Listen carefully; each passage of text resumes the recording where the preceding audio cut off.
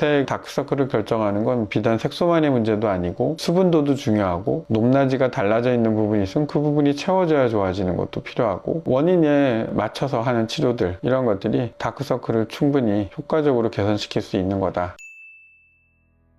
다크서클이 있다고 하면 퀭하거나 과로를 했다거나 상당히 굶었다거나 스트레스를 많이 받았거나 뭐 이런 때겠죠. 그래서 다크서클을 치료하고 싶은 분들의 이유도 바로 그런 피곤한 느낌을 주는 인상이 싫거나 본인의 불만족 이런 것들이란 말이에요. 근데 성형외과를 갔더니 대뜸 눈밑 지방 재배치를 해야 된다 이 얘기를 제일 많이 들었다. 두 번째는 푸띠 시술 전문 위주로 많이 하는 병원을 가면 필러를 넣어야 된다, 콜라겐을 넣어야지 된다 이런 얘기를 주로 많이 하고, 또 색소를 많이 보는 데는 색소를 타파해야 된다 뭐 이런 얘기를 많이 하고, 그래서 크게 본다면 네 가지가 원인이에요. 첫 번째로는 정말로 눈 밑에 어두침침한 색소가 정말 많아서 어둡게 보이는 분들이 있어요. 원래 타고난 분들이 좀 있고, 아니면 후천적으로 자주 눈 밑을 비볐다든가 아토피가 있다든가 이러면서 눈 밑이 좀 검어진 분들이 있습니다. 그래서 이런 분들은 색소에 관련된 치료를 하면 확실히 좋아지고요. 두 번째는 실제로 눈 밑에 꺼짐이 있는 거예요.